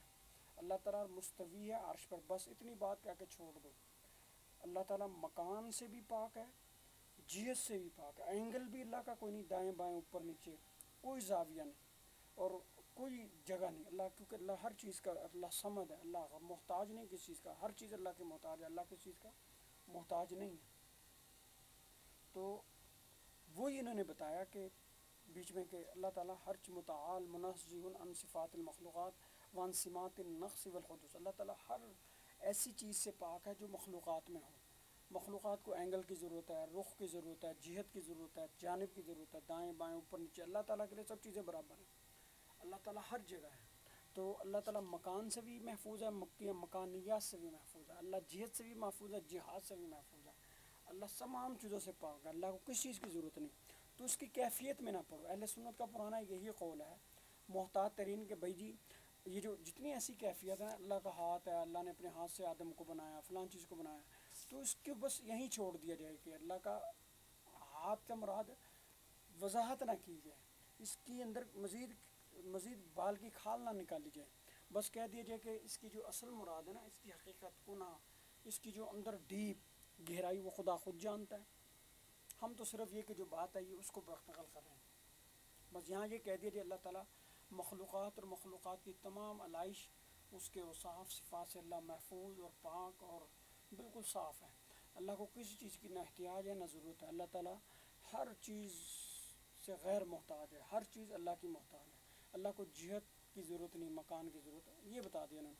اچھا 15واں سوال، حل ترون احدا افضل من النبی صلی اللہ علیہ وسلم من الکائنات، کائنات میں تم نبی علیہ الصلوۃ والسلام سے افضل بھی کسی کو سمجھتے ہو؟ انہوں نے بتا دیا نا ہمارا اور ہمارے مشائخ کا عقیدہ ہے محمد صلی اللہ علیہ وسلم تمام مخلوقات میں سب سے افضل، سب سے بہترین ہے، آپ کی قدر و منزلت میں کوئی کائنات میں نہ کوئی فرشتہ برابر ہے، نہ کوئی نبی برابر ہے، نہ کوئی ولی برابر، نہ انس و جن، کوئی مخلوقات ایسی نہیں جو نبی علیہ الصلوۃ والسلام کی برابری کر سکے۔ یہی سید احمد شہید نے تقویۃ الایمان میں لکھا، شاہ اسماعیل شہید نے بھی وہاں لکھا کہ نبی علیہ الصلوۃ والسلام کے مراتب میں، منقبت میں، فضیلت میں، کرامات میں، علوم میں، معارف میں، اسرار میں، اللہ کے ساتھ قربت میں، اللہ کے ساتھ جو عبادت میں، زہد و تقوی میں نبی پاک کا کوئی ثانی مماثل نہیں ہے، کمالات بشریہ میں، کمالات علمیہ میں، کمالات جو روحانیہ ہیں اس میں نبی صلی اللہ علیہ وسلم کا کوئی مماثل نہیں ہے، وہ انہوں نے بتا دیا۔ اچھا جی 16واں سوال، اتجوزون وجود نبی بعد النبی، وہی امکان نظیر کہ کیا نبی کے بعد نبی کے آنے کو تم قائل ہو؟ وہ خاتم النبیین وقت تواتر معنا قوله علیہ السلام ولا نبی بعدی و امثالہ علیہ انقضى الاجماع۔ اچھا وکیف رأیکم فی من جوز وقوع ذلك مع وجود هذه النصوص وهل قال احد منکم او من اکابرکم ذالک، کیا تم اس کے قائل ہو کہ نبی علیہ الصلوۃ والسلام کے بارے میں کہ عقیدہ متواتر ہے کہ نبی پاک آخری نبی ہیں، آپ کے پاس کوئی نبی نہیں آئے گا، تو کیا آپ نبی یا نبی کا کوئی مثل ذلی بروزی نبی، جیسے لاہوری گروپ نہیں کہتے مجدد ہے لیکن اس کو اختیارات جو ہیں نبیوں والے ہیں، ہے وہ فقیہ مجتہد ہے، عالم ہے بڑا. لاہوری گروپ یہی کہتا ہے نا کہ وہ یہ نہیں کہتا پکا ہی نبی ہے، وہ سامنے نبی نہیں کہتا. جو قادیانی گروپ وہ تو کہتا ہے نبی ہے، مسیح ہے، یہ حضرت عیسیٰ ہے یہ، تو وہ یہی کہتے ہیں نبی ہے. لیکن یہ لاہوری گروپ بھی نبی ہی مانتا ہے دوسرے لفظوں میں، کیونکہ وہ یہ کہتا ہے وہ مجدد تھے، فقیہ تھے، عالم تھے، لیکن جو اس کے اختیارات ہیں وہ نبیوں والے ہیں. وہ آیات کو منسوخ کر سکتا ہے، وہ جہاد کو منسوخ کر دیا اس نے. اور وہ جو ہے مسیح ہے، مسیح، اور وہ ذلی بروزی، اللہ کے نبی کا وہ ذل سایہ ہے، اس کا وہ جو ہے عکس ہے. یہ مثال کیا تم اس کے قائل ہو؟ اور اس پر اجماع منعقد ہے کہ اللہ کے نبی کے بعد نہ کوئی ذلی بروزی سایہ، نہ عکسی، کسی قسم کا نبی نہیں آئے گا. کوئی عالم، فقی، مجتہد، مجدد ہونے کے دعوے دار ہونے کے ساتھ ساتھ وہ نبی کے اختیارات کو حاصل ہے، حلال و حرام کرنے کی صلاحیت رکھتا ہو، نبی کی حرام کردہ چیزوں کو حلال کر دے، حلال چیزوں کو حرام کر دے، آپ کے احکامات کو منسوخ کرے، آپ کی آیات اور احادیث کو منسوخ کر سکے، اس کو یہ اختیار ہو. ایسا کوئی مجدد، فقی، مجتہد آپ مانتے ہو؟ تو انہوں نے، کیا تم اس کو جائز سمجھتے ہو؟ اور کیا تم میں کوئی ایسا مولوی گزرا ہے، رشید احمد گنگوئی یا جم داد اللہ یا خلیل احمد سہارنپوری یا اشرف تھانوی یا قاسم نوتوی، جس نے کوئی ایسا اعتقاد رکھا ہو، عقیدہ اپنایا ہو، لوگوں کو یہ کہا، ایسی کوئی بات ہے؟ انہوں نے کہا نہیں، ہمارا قائد کا، مشائخ کا یہی ہے، نبی علیہ السلام کے بعد کوئی نبی نہیں آئے گا. نبی علیہ السلام خاتم النبیین ہے، اور حدیث متواترہ سے ثابت ہے، اجماع امت سے ثابت ہے. نہ آپ کا کوئی ذلی بروزی نبی آئے گا، اور نص قطعی سے ثابت ہے. قاسم نوتوی رحمۃ اللہ علیہ کی جو کتاب ہے وہ بڑی ہی دقیق ہے، باریک ہے. اس میں تو نبی علیہ السلام کی خاتمیت کو تحذیر الناس میں ہر لحاظ سے رد کر دیا گیا ہے کہ آپ صلی اللہ علیہ وسلم بالکل آخری اور پکے ٹھکے اصلی نبی ہیں. آپ کے بعد کسی قسم کی نبوت نہیں ہے چلے گی، نہ ذلی، نہ بروزی، نہ عکسی، نہ مجددی، نہ فقیہی، نہ علمی، نہ غیر علمی، تشریح، غیر تشریح، ہر قسم کی نبوت ختم ہے. نبی علیہ السلام آخری نبی ہے. وہ انہوں نے سمجھانے کے لیے پھر کہا جی خاتمیت کے 3 مطلب ہوتے ہیں: خاتمیت زمانی، مرتبی اور وقتی. تو وہ انہوں نے بتایا کہ نبی علیہ السلام ہر لحاظ سے، ہم تو سمجھتے ہیں نا نبی علیہ السلام جی آخری نبی ہیں، ہم وقتی نبی سمجھتے ہیں کہ نبی علیہ السلام حضرت آدم سے پہلے نہیں آئے. وہ تو آپ روحانی طور پہ نبی تھے نا وہاں، یا جو بھی صورت تھی آپ کی، آپ کو نبوت تو پرانی ملی تھی، بعد حدیث سے پتہ چلتا ہے. لیکن عقیدے کی جو بات ہے اس میں یہ کہ آپ کو نبوت تو اب ملی نا، جب پیدا ہوئے 40 سال کے بعد، تو اس وقت وہی آئی، وہی پہ آپ کو وہ نبوت ملی تشریح. لیکن غیر تشریح نبوت جو تھی، ایک فضیلت والی نبوت، وہ تو پہلی تھی. تو نبی حضرت انہوں نے نانوتوی نے یہ کہا نبی پاک کو اصلی فضیلت حاصل ہے. تمام نبیوں کی جو فضیلت یا مرتبہ اور جو رتبہ ہے، وقت ہے، وہ تمام کا تمام آ کر نبی پاک پر منتج ہو جاتا ہے. اصل اور راز بیس نبی پاک ہیں. نبوت کی شمع پھوٹتی نبی پاک سے ہیں، وقت کے لحاظ سے بھی کہ نبی علیہ السلام سب سے پہلے نبی ہیں، اور آخر کے لحاظ سے بھی نبی پاک اینڈ تک بھی سب سے پرانے نبی ہیں. اور اسی طرح جو نبوت چلی اس کا ماخذ مرکز بھی نبی پاک ہے. نبی پاک کو اصلی نبوت ہے، باقی تمام نبیوں کی نبوت آپ کا فیض ہے. اسی طرح جو مرتبہ ہے آپ کی نبوت اصلی چونکہ ہے، اصلی نبوت جو ہوتی ہے اور جو اس کے فیض ہوتے ہیں، اس کی کرنیں ہوتی ہیں، اس کی شعائیں ہوتی ہیں، ان کی تو سورج کی ویلیو اور سورج کی شعائیں اور انرجی جو نکلتی ہے اس سے کہاں پہنچتی ہے، اس کی سیم تو نہیں نہ ہے. تو ان کا نبی کی نبوت سورج کی طرح ہے. باقی تمام نبیوں کی نبوت اصلی ہے، لیکن وہ شعائیں ہیں، شعائیں اصلی ہوتی ہیں، کرنیں اصلی ہوتی ہیں، ان کی کرنیں ہیں، سمجھیں کرنیں. یہی بات اس نے کی ہے جو فاضل بریلوی ہیں، ان کا سب سے اعلیٰ و اولیٰ ہمارا نبی، کہ وہ یہی کہتے ہیں نا جب ہمارے نبی آئے تو سب شمعیں بجھ گئیں، اس طرح کی بات ہے اس میں. تو اب وہ بھی یہی سمجھتے ہیں. تو یہ بات کی تھی، تو اس پہ جو اس نے عبارت نکال لی، کیا نام ہے اس کا، فاضل بریلوی صاحب، اس نے کہا جی اس نے کہا کہ نبی پاک کی نبی پاک کے بعد بھی اگر کوئی نبی آ جائے تو جو نا یہ اس کی نبوت پر کوئی فرق آتا ہے. حضرت عیسیٰ آئیں گے نا، نبی ہیں، ان کی نبی معصوم نہیں ہوتا. حضرت عیسیٰ آئیں گے قرب قیامت میں، اور آپ نبی ہیں. اور حضرت خضر کو بھی اگر مان لیں تو اہل سنت والجماعت کے اکثری طور پہ تو کم از کم صوفیہ کا اجماع ہے کہ حضرت خضر زندہ ہیں. اگر نبی ہم مان لیں غیر جمہوری قول، حضرت خضر موجود ہے تو حضرت نبی پاک کی نبوت پہ کوئی فرق ہے؟ کیوں؟ یہی بات خود حضرت نبی پاک نے فرما دی، لو کان موسیٰ حیا لما وسعہ الا اتباعی، لما وسعہ یا وسعہ دونوں طرح ہیں، کہ اگر حضرت موسیٰ بھی میرے وقت میں آ جائیں تو میری نبوت پر کوئی فرق نہیں پڑے گا، ان کو میری پیروی کرنے، وہ میرے امتی بن کے میرے پیروکار ہوں گے۔ جس طرح حضرت عیسیٰ آئیں گے، وہ یہ نہیں کہ نبی علیہ السلام کی کوئی بات کو رد کر سکیں گے نا، جو چیزیں رد کر سکتے ہوں گے وہ نبی پاک اجازت دے گئے ہیں، وہ صلیب توڑیں گے، وہ جزیہ ختم کریں گے، وہ یہ ختم کریں گے، وہ یہ ختم کریں گے، جہاد اقدامی کی صورت کی کیا صورت بنائیں گے، اس میں کیا ترمیم کریں گے، یہ نبی پاک نے اجازت دے دی قرآن اور حدیث کی صورت میں، تو وہ کر سکیں گے، اس سے اوپر وہ کچھ نہیں ترمیم کچھ ہی بات کریں گے۔ جو شریعت موجود ہے، جو صحیح سالم ہے، اس کی ہی وہ پیروکار ہیں، وہ نبی پاک کے امتی بن کہیں گے، لیکن وہ اپنے حضرت عیسیٰ نبی بھی ہوں گے، یعنی کہ نبوت ان سے وہ معطل ہو گئے ہوں گے یا معزول ہو گئے، اور وہ نبی آئیں گے تو ان کے نبی حضرت عیسیٰ یا حضرت خضر کے آنے سے بعد جو ہے نبی پاک کی نبوت پر کوئی فرق آئے گا کہ نبی پاک کی نبوت کمزور ہو جائے گی؟ نہیں، ان کا کوئی فرق نہیں آئے گا۔ یہی بات کرنی تھی، اسی کو اس نے پلٹ کے جی کر کوئی نبی پیدا ہو جائے، جب نبی پیدا مرزا احمد قادیانی پیدا ہو گیا، اسود ارنسی پیدا ہو گیا، مسلمہ کذاب ہو گیا، یہ بعد میں پیدا ہے۔ انہوں نے بالفرض اور محال کہا تھا، یہ انہوں نے کہا تھا پر عقیدہ ہے کہ نبی پاک کے بعد کوئی نبی نہیں آئے گا، اس کے بارے میں سوچنا بھی کفر ہے۔ کوئی نبی کے بارے میں وہمہ لانا، دل میں تصور کرنا کہ آئے گا کوئی نبی، یہ قطعی طور، لیکن بالفرض والمحال بالفرض محال تو اللہ نے قرآن میں کہا، قل ان کان علی الرحمن، اگر اللہ کا بیٹا ہوتا تو نبی کہتے ہیں کہ میں اس کا عبادت گزار ہوتا، پھر میں بندے اللہ کا نہ ہوتا، پھر اللہ کے بیٹے کا میں پیروکار ہوتا۔ تو نعوذ باللہ اللہ نے فرض کر لیا اللہ کا بیٹا ہے، تو اللہ کا باقی بیٹا ہے یا ممکن ہے بیٹا ہوگا؟ تو فرض تو خدا اللہ بھی کر رہا ہے، اللہ اس طرح ہی کہہ رہا ہے کہ یہ جو لفظ بولتے ہیں اللہ کا بیٹا ہے، اللہ کا شریک ہے، تقشعر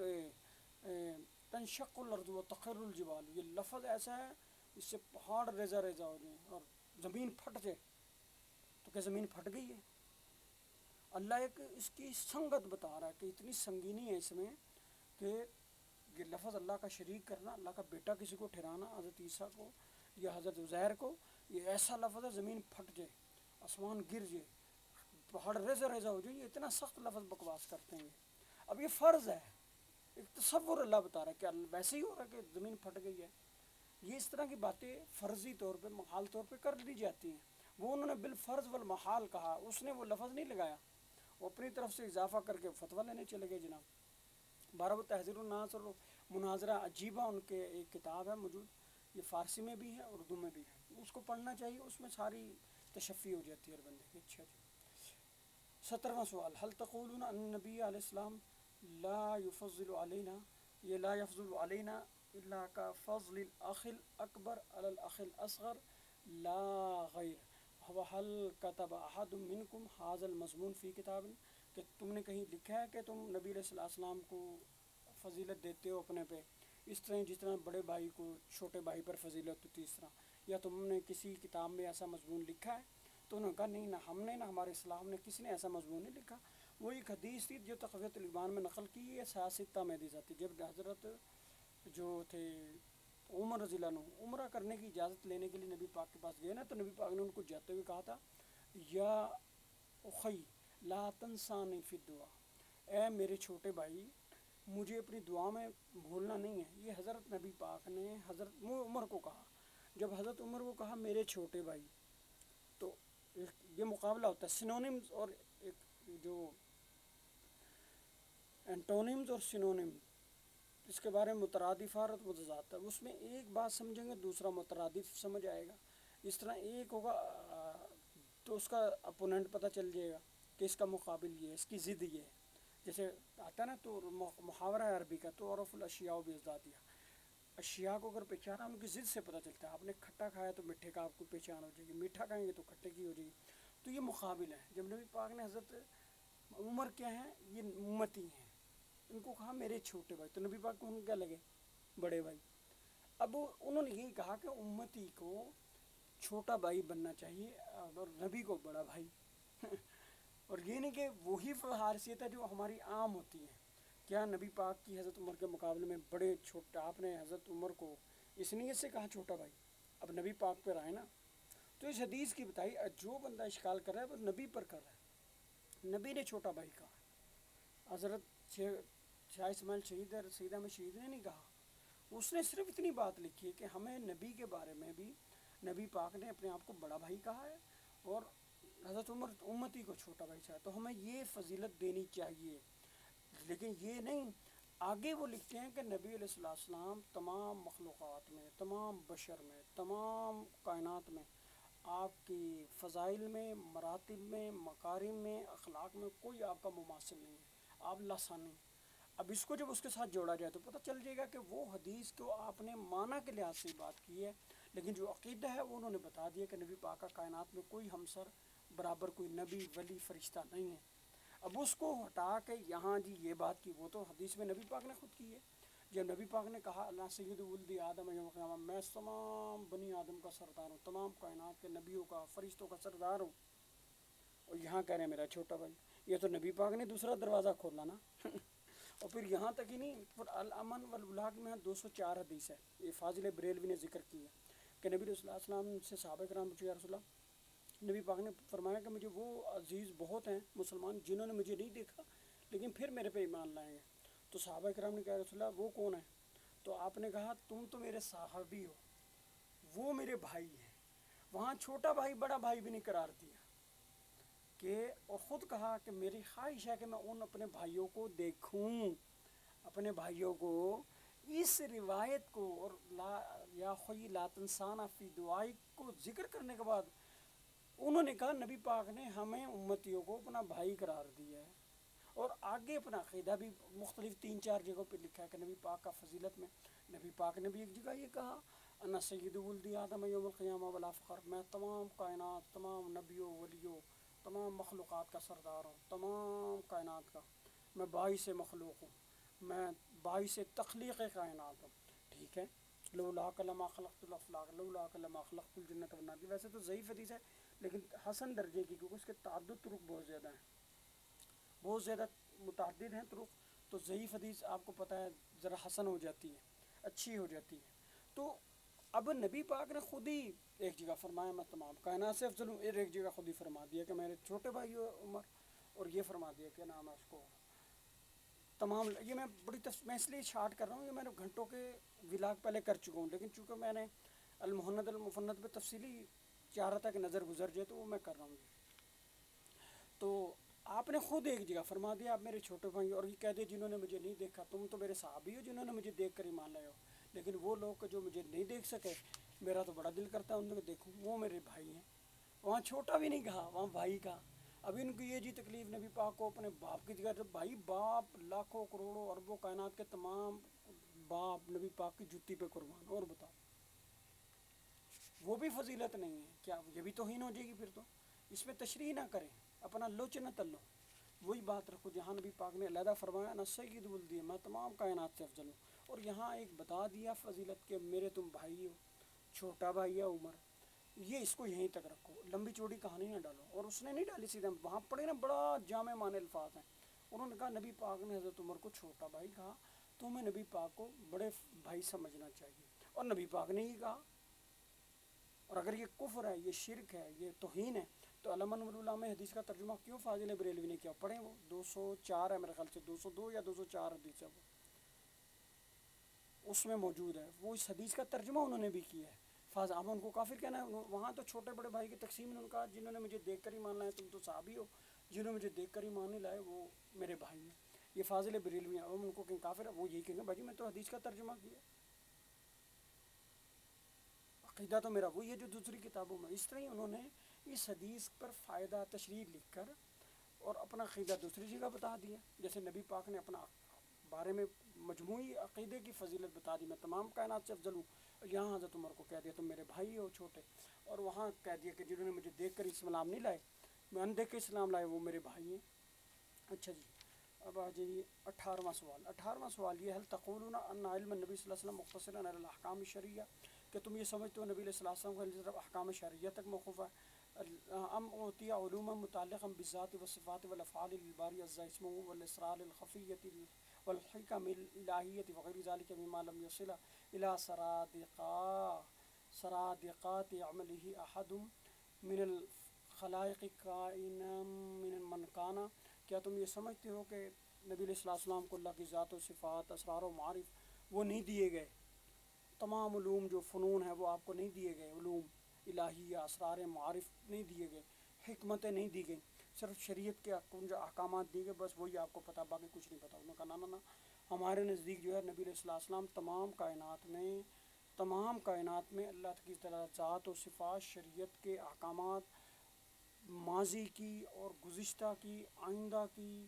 موجودہ کی، غیر موجودہ کی، اور کائنات کی، زمین و آسمان کی، زمین کے نیچے کی، آسمانوں کی، فرشتوں کی، مخلوقات کی، تمام کی اتنی معلومات رکھتے ہیں. تمام نبیوں کی معلومات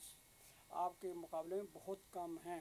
لا نبی مقرب لا ملک مقرب ولا نبی، کسی نہ نبی کو دی گئی ہے نہ کسی فرشتے کو دی گئی جتنی ہمارے نبی کی معلومات ہیں. اور وہ علم الاولین والآخرین، علم اولین آخرین دی گئی ہے. آپ کو فضیلت بھی تمام پر سب سے زیادہ دی گئی ہے، نہ کسی فرشتے کو اتنی فضیلت ہے. آپ کو غیوبات، غیبی چیزوں کا علم دیا گیا، آپ کو سابقہ غیب کی خبریں بھی دی گئی ہیں، آئندہ آنے والی خبریں بھی دی گئی ہیں،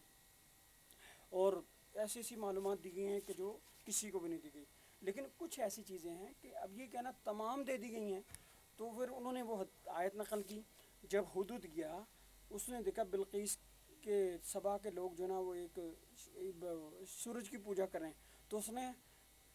حضرت سلیمان کو یہ کہا تھا، اور سلیمان کا یہ لفظ اور حدود کا یہ لفظ قرآن میں محفوظ رکھا. انی احطت بما لم تحط به وجئتک من سبأ بنبأ یقین. اے سلیمان میں ایسی خبر لاؤں جو تجھے نہیں پتا. حضرت سلیمان کے منہ پہ بیٹھ کے توہین کر رہے ہیں.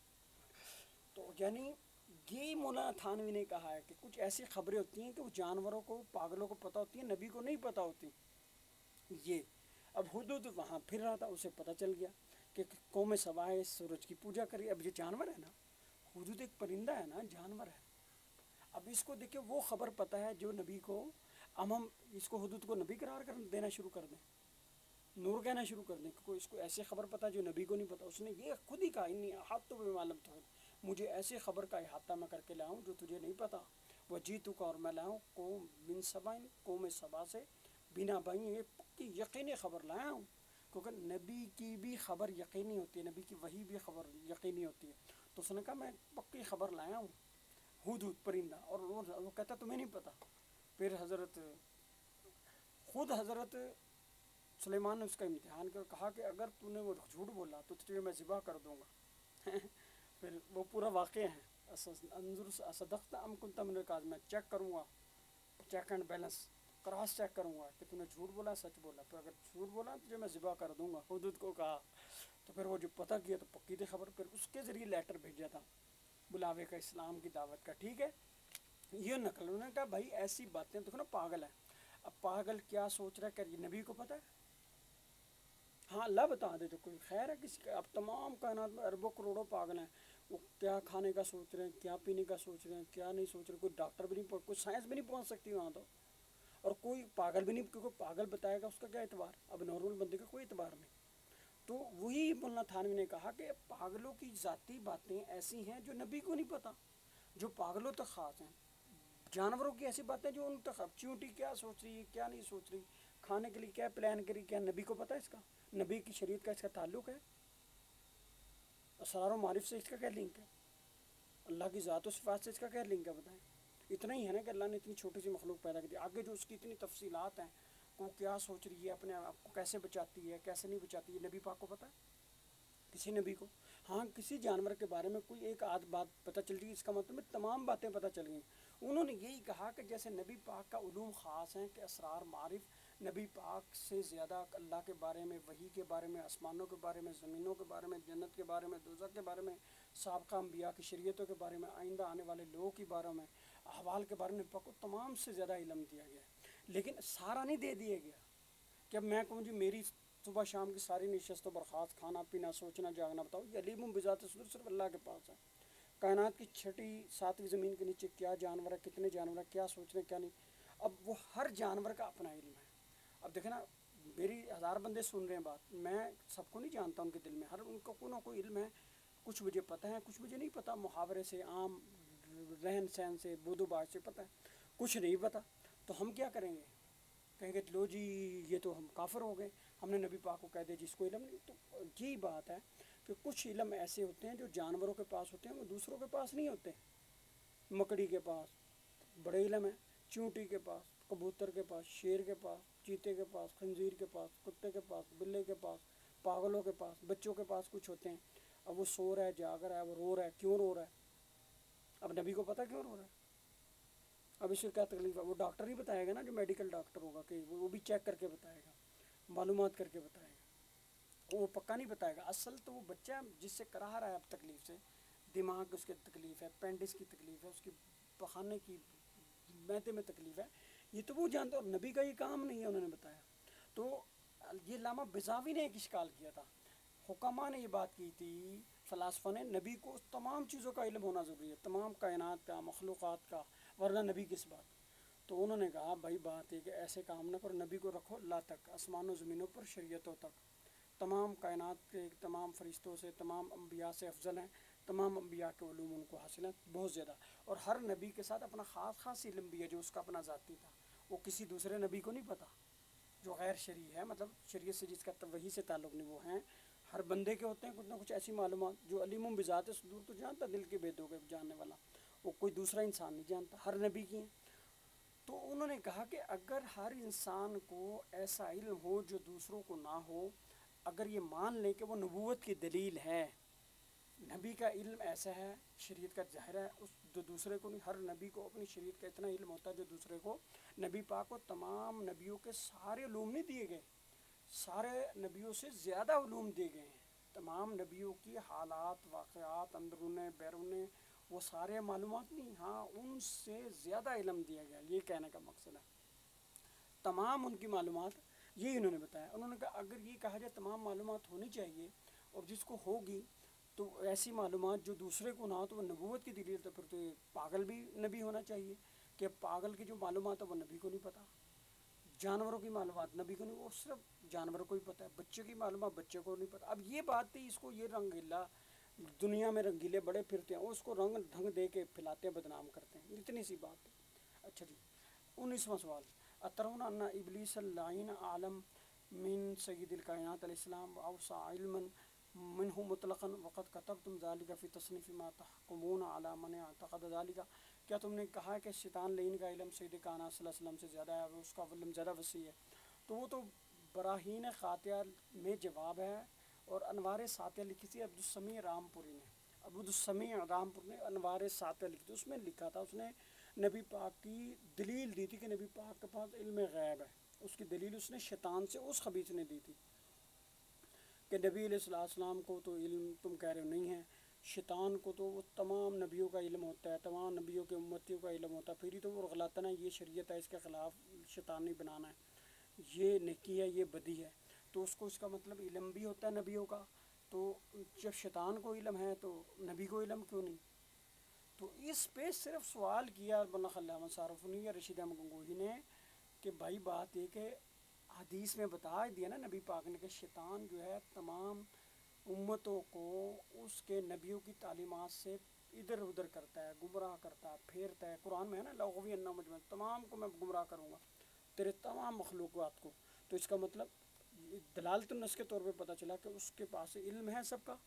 تو یہ نص نے بتایا نا، تو انہوں نے کہا بھائی ہمیں نبی پاک کے تمام علم کے نص بتا دو، صرف اتنی بات تھی، اس نے بات کا بتنگڑ بنا دیا، کہ جو شیطان ہے اس کے علم ہے، لأغوی انہم اجمعین قرآن کا حصہ ہے نا، جسے انی احاطت بما لم تحط به، اللہ نے کہہ دیا کہ تجھے نہیں پتہ، ومن اہل المدینۃ المرض علی النفاق لا تعلمهم، کہ اہل مدینہ کے ارد گرد جو نا گرد و نما میں منافق ہیں، آپ کو نہیں پتہ، یہ اللہ نے منع کر دیا، نص نے بتایا، اس طرح شیطان کا علم بھی اللہ نے بتایا نص سے، تو انہوں نے کہا بھائی قیاس سے عقیدے ثابت نہیں ہوتے، اور اصول ہے قیاس سے عقیدے وہ نص سے ثابت ہوتے ہیں، نص بھی نص قطعی سے ثابت ہوتے ہیں، اور جو دلیلیں اس نے دی تھی نبی پاک کے علم غیب کی، انہوں نے رد کر دی، مطلب ایک حدیث تو یہ دیتے نا کہ نبی پاک نے تمام علم اولین آخرین کا، مسلم شریف کیا ہے کہ وہ بتایا صحابہ کرام کو، اور صحابہ کرام نے کہا ہم نے سب نے یاد کر لیا، نبی پاک نے تمام علوم الاولین آخرین سب کو بتائے، وحافظنا، ہم نے سارے یاد کر لی، ٹھیک ہے، اب اس سے پتہ چلا نبی پاک نے اگر تمام جمیع ما کان ما یکون آنے والا علم بتا دیا صحابہ کرام، تو وہ کہاں بتایا؟ اور اگر بتا دیا تو سارے صحابہ کرام علم غیب والے ہو گئے، کیونکہ وہ ساری معلومات ان کو بھی پتہ چل گئی۔ اب جب ہمارے پاس وہ حدیثیں نقل ہو کے آتی ہیں، اشراط ساعت، علامات قیامت، جنت دوزخ، تو تمام علم ہے، کچھ ہے۔ اگر اس کو یہ جمیع ما کان ما یکون کہہ رہے ہیں اور وہی نبی پاک نے صحابہ کو بتایا، اس سے ڈبل بتا دیا ہوگا، یا اس سے لاکھ گنا کروڑ گنا کی زیادہ بتا دیا، وہ جبھی تو نہیں نا ہوا۔ اور جب انہوں نے کہا ہم نے سارا یاد کر لیا، تو اس کا مطلب انہوں نے کتمان علم کیا، انہوں نے نبی پاک سے تو تمام جمیع علم حاصل کر لیا، یہ اللہ سے نبی پاک نے تو جمیع ما کان ما یکون کر لیا، اور صحابہ کرام کو علم الاولین والآخرین کہہ کے سارا نہیں دیا۔ اور اگر صحابہ کرام نے سارا لے لیا تو انہوں نے یہ باتیں اشکالات ہیں ہمارا، یہ باتیں کیونکہ اس پر میں ویلا کر چکا ہوں تفصیلی، اس لیے میں ذرا شارٹ کر رہا ہوں۔ اچھا جی، السؤال العشرون، 20واں سوال، اتعتقدون ان علم النبی صلی اللہ علیہ وسلم یساوی علم زید و بکر، میں جواب دے چکا ہوں۔ کیا تم کہتے ہو کہ نبی پاک کا علم زید، بکر اور بہائم جانوروں کی طرح، پاگلوں کی طرح ہے؟ یہ حفظ الایمان میں بات لکھی، اس کی میں تفصیل پہلے کر چکا ہوں۔ کیا 21واں سوال، اتقولون ان ذکر ولادت صلی اللہ علیہ وسلم مستقبح شرعا من البدعات السیئۃ المحرمۃ ام غیر ذلک؟ اس کی بھی تفصیل کر چکا۔ نبی پاک علیہ السلام کی ولادت کے وقت کیا کرنا چاہیے؟ یہ تمام بریلوی تو جھنڈے نکالتے ہیں، جلوس نکالتے ہیں، جھنڈیاں لگاتے ہیں۔ ہم دیوبندی اور جو دوسرے لوگ ہیں اہل حدیث، وہ سیرت النبی پر، آپ کے کردار پر، گفتار پر، آپ کی سنتوں پر، آپ سے عشق پر، آپ کی محبت پر، اتباع سنت پر، اطاعت رسول پر زیادہ زور دیتے ہیں۔ وہ ذرا منانے کو، جشن کو پر زیادہ زور دیتے ہیں۔ وہ جو نہیں جشن کرتا وہ کہتے ہیں یہ میلاد کے منکر ہیں، اس کی میں وضاحت کر چکا ہوں۔ اچھا 22واں سوال، حل ذکرتم فی رسالتی ما ان ذکر ولادت صلی اللہ علیہ وسلم کا جنم اسٹمی کنیا، تو تم نے کیا ایسے کسی کتاب میں ذکر کیا کہ نبی علیہ السلام کی ولادت کا ذکر ایسے ہی جیسے جو اسٹمی کنیا نا، ہندوؤں کا جو دیوتا خدا ہے، بھگوان ہے، اس کے جنم پر جو ذکر ہو، تو وہ بھی اپنے دیوتاؤں اور بھگوان کے ولادت کی خوشی میں وہ نذرانے دیتے ہیں نا، لوگوں کو بلا کر کھانے وغیرہ پکا کر، وہ پلیٹوں میں پھر اسے پڑتے ہیں، پر ساری دیگوں میں ملا کر بانٹتے ہیں۔ تو تم نے ایسی کوئی بات کی؟ انہوں نے کہا یہ تو جھوٹ ہے۔ ہم نے یہ کہا کہ نبی علیہ السلام سے کوئی ایسا ثابت نہیں ذکر ولادت کے وقت آپ نے لوگوں کو اکٹھا کیا ہو، پھر ایک تھال میں آپ نے کوئی ختم درود پڑھا ہو، وہ ختم پڑھنے کے بعد آپ نے ساری دیگ میں ملا کر پھر اس کو برکت کے لیے سارے لوگوں کو تقسیم کیا رہا ہو۔ یہ تو ہندوؤں میں بات ہے۔ ہم ایصال ثواب کو مانتے ہیں، ذکر اذکار کو مانتے ہیں، نبی پاک کی ولادت کو مانتے ہیں، اس کے لیے جمع ہونے کو مانتے ہیں،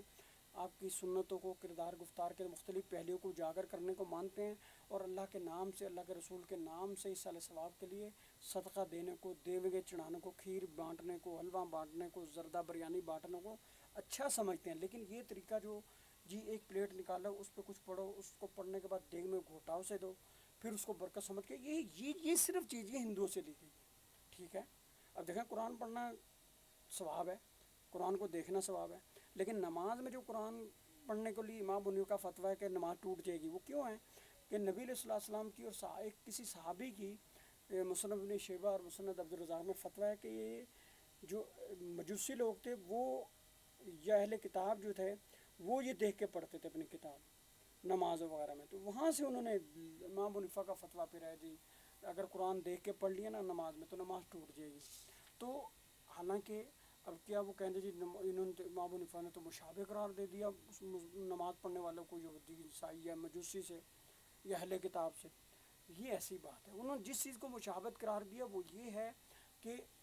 بانٹنا نبی کے لیے ایصال ثواب کے لیے درست ہے، آپ کے ایصال ثواب کے نذرانہ بانٹنا درست ہے، کھیر بانٹو، حلوہ بانٹو، جو بھی چیز بانٹنا بانٹو، لیکن یہ طریقہ ایک تھال پہ پڑھو اور اس کو پوری تھال کو پوری دیگ میں گھما کے آگے بانٹو، یہ ہندوانہ طریقہ ہے۔ اتنی بات براہین خاتے میں موجود ہے، اس پر میں ویلا کر چکا ہوں۔ اچھا جی، 23واں سوال، 21واں تو ہو گیا، اچھا جی 22واں بھی سوال ہو گیا جی۔ اچھا 23واں سوال ہے کہ حل قال شیخ الاجل علامۃ الزمان مولوی شیخ رشید احمد گوئی، یہ میں کر دی امکان کذب کے بارے میں، یہ بھی میں نے کر دی۔ اچھا جی، امکان کذب، اللہ تعالیٰ جھوٹ بول سکتا ہے نہیں بول سکتا، یہ بات ہے۔ اور یہ انہوں نے پھر کہا کہ ایک نا فتویٰ اس نے دکھایا ہے فاضل بریلوی نے،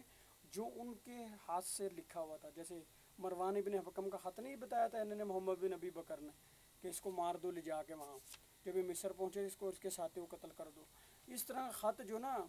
یہ موجود ہے، ایک فتویٰ جو ان کے ہاتھ سے لکھا گیا ہے، جس میں لکھا ہوا ہے اللہ تعالیٰ واقعتاً جھوٹ بولتا ہے، نعوذ باللہ، اللہ جھوٹ بولتا ہے. تو وہ انہوں نے بتایا یہ جھوٹ ہے اور یہ بندہ بھی جھوٹا ہے، اس نے اپنے پاس سے گھڑ لی ہے یہ بات. دیکھیں 14ویں 15ویں صدی میں بھی لوگ گھڑ رہے ہیں. پھر انہوں نے فتاویٰ رشیدیہ سے ایک فتویٰ ذکر کیا جو نبی علیہ السلام کے امکان کذب یا خدا کے امکان کذب کا قائل ہو یا وہمہ بھی لے جائے کہ اللہ جھوٹ بول سکتا ہے، یا اللہ نے کسی نص میں قرآن میں کہیں بولا یا بولے گا، وہ مرتد ہے، بے ایمان ہے. یہ فتویٰ انہوں نے ذکر کر دیا فتاویٰ رشیدیہ سے. اچھا جی، سوال 24واں سوال، کیا تمہارا عقیدہ ہے اللہ تعالیٰ سے وہ اللہ تعالیٰ کے قرآن میں کوئی جھوٹ موجود ہے؟